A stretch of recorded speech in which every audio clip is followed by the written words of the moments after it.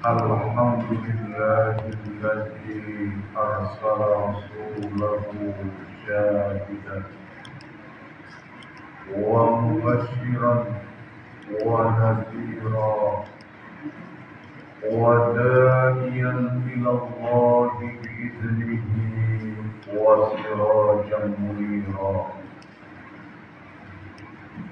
أشهد أن لا إله إلا الله وحده لا شريك له وأشهد أن محمدا عبده ورسوله. اللهم صل وسلم على سيدنا محمد وعلى آله وصحبه أجمعين، أما بعد. فيا عباد الله، أوصيكم وإياي بتقوى الله، فقد فاز المتقون.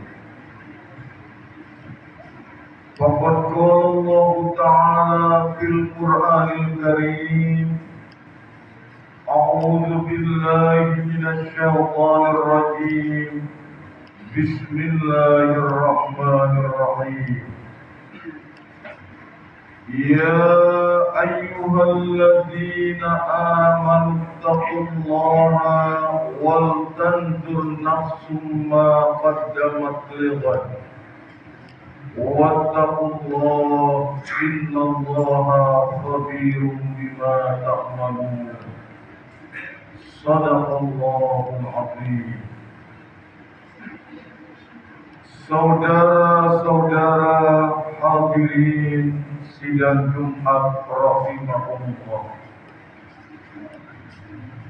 Alhamdulillah, kita panjatkan puji serta syukur kehadirat Allah Subhanahu wa Ta'ala karena berkat rahmat dan taufiknya, hidayah dan inayahnya, kita bisa hadir di masjid ini guna menunaikan sholat Jumat.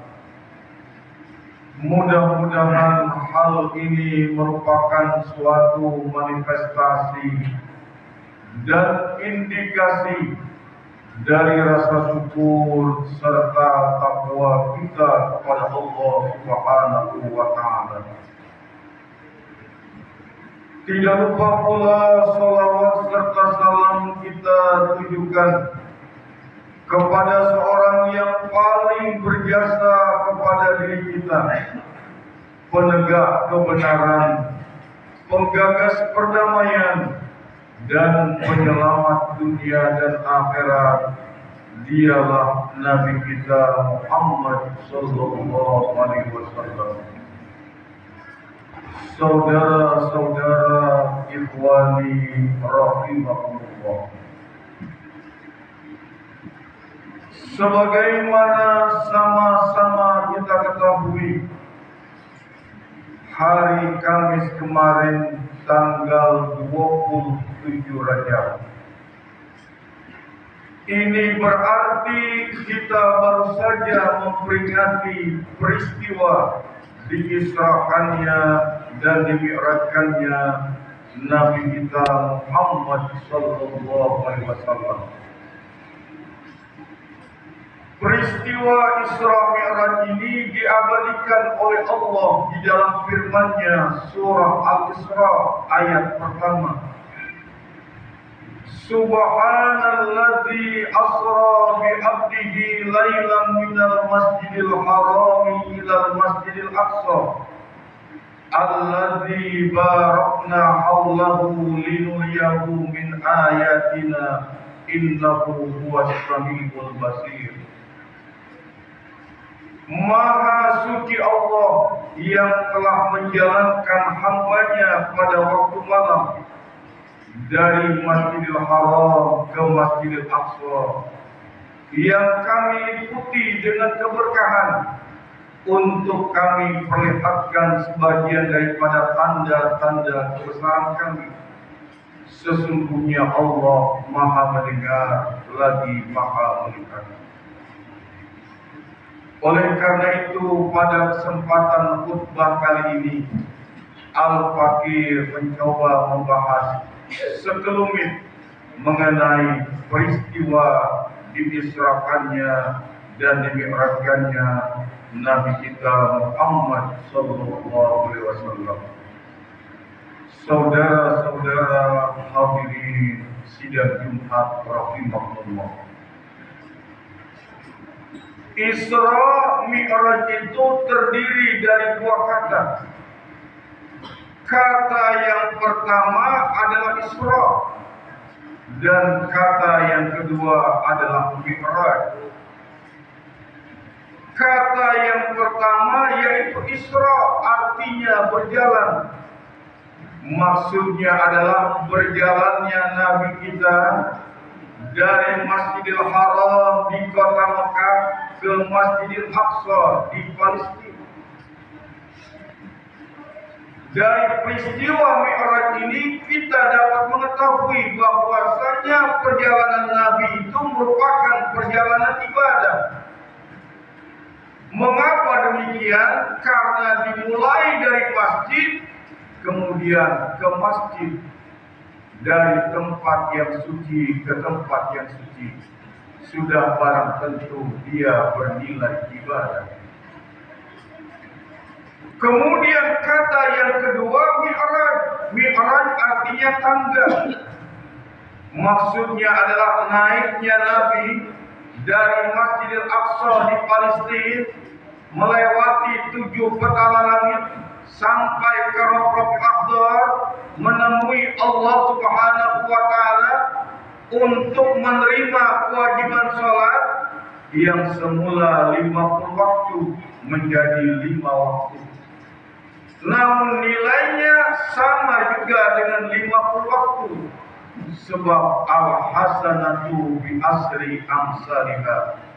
Satu kebajikan dibalas dengan 10 kebajikan. Saudara-saudara hadirin sidang Jumat rahimahullah. Melalui peristiwa Isra Mi'raj ini memberikan sebuah indikator betapa istimewanya kedudukan sholat di dalam ajaran Islam. Mengapa demikian? Karena untuk menerima kewajiban sholat, Nabi kita harus berhadapan langsung kepada Allah Subhanahu wa taala.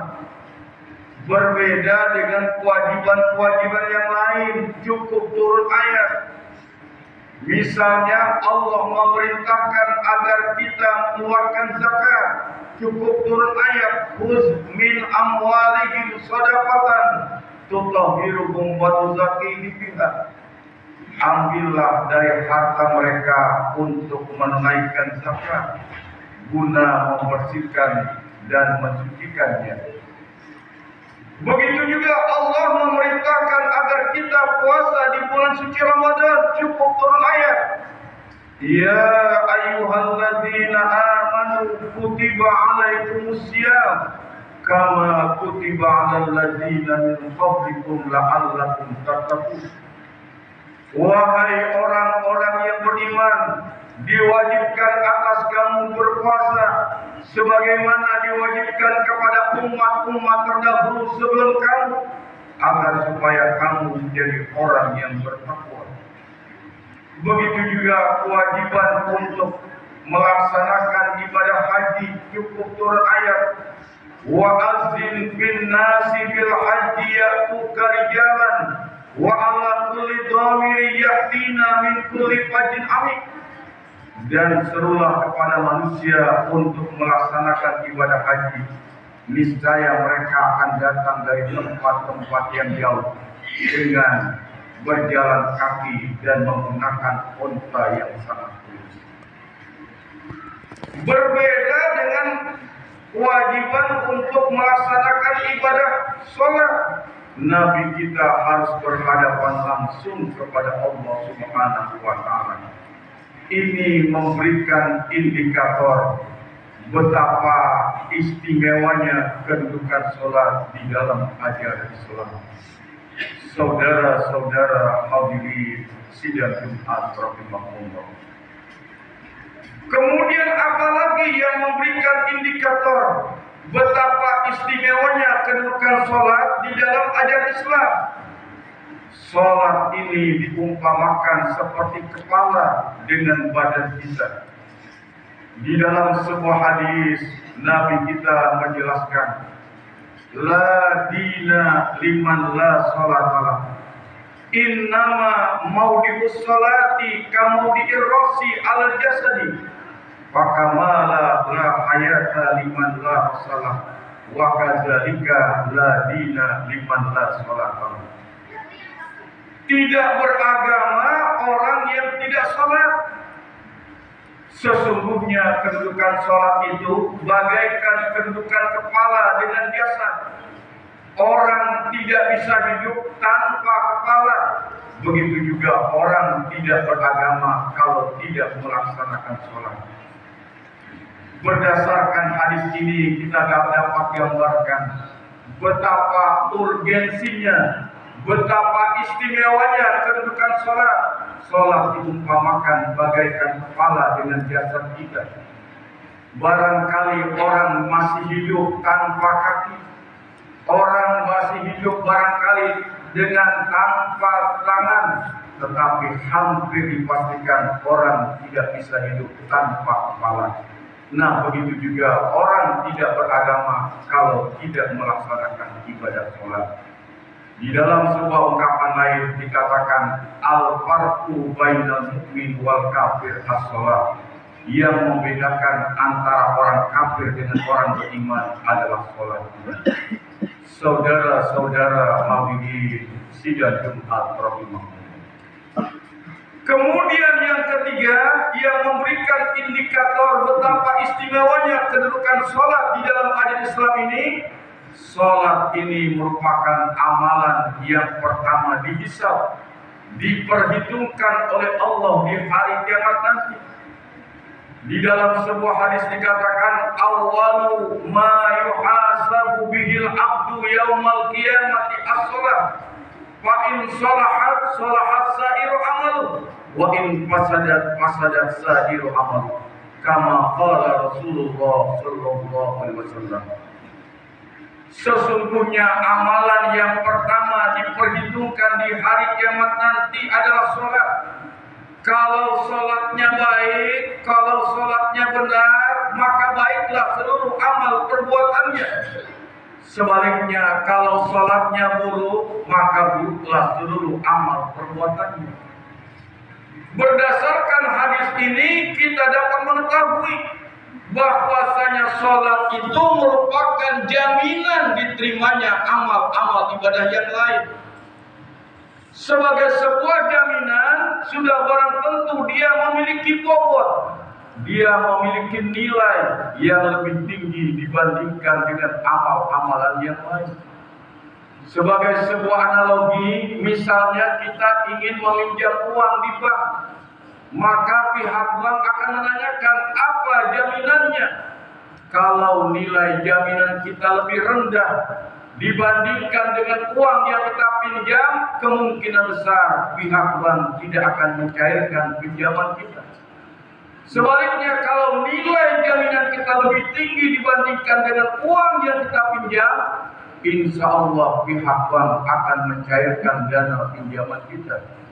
Begitu pula halnya dengan sholat. Sholat sebagai sebuah jaminan diterimanya amal-amal kebaikan yang lain, maka dia memiliki nilai, dia memiliki bobot yang lebih tinggi dibandingkan dengan amal-amalan yang lain. Sebab Allah menegaskan di dalam firman-Nya, Inna sholata tanha 'anil fahsya'i wal munkar. Sesungguhnya sholat dapat mencegah perbuatan keji dan munkar.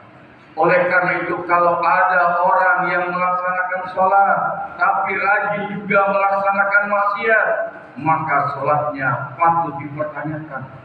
Apakah sholatnya cuma sebagai kedok belaka? Apakah sholatnya sebagai kamuflase saja? Ini patut dipertanyakan. Sebab kalau sholatnya dilaksanakan secara khusyuk, sholatnya dilaksanakan secara baik, insya Allah akan memberikan dampak yang positif bagi pribadi orang tersebut. Saudara-saudara hadirin sidang Jumat rahimahullah, mudah-mudahan dengan uraian ini terbukalah hati kita untuk selalu melaksanakan ibadah sholat, terutama sholat fardu di samping sholat sunnah, sehingga kita tidak termasuk kepada apa yang Nabi sabdakan, man taraka sholata muta'ammidan faqad kafara jihara. Barang siapa yang meninggalkan sholat dengan sengaja, dia berarti telah kafir. Barakallahu li wa lakum fil Qur'anil azim wa nafa'ani wa iyyakum minal ayati wa dzikril hakim wa taqabbala minni wa minkum tilawatahu innahu huwas samiul alim. Aqulu qawli hadza wa astaghfirullaha li wa liwalidayya wa liwalidikum wa lisairil muslimina wal muslimat wal mu'minina wal mu'minat fastaghfiru innahu huwal ghafurur rahim.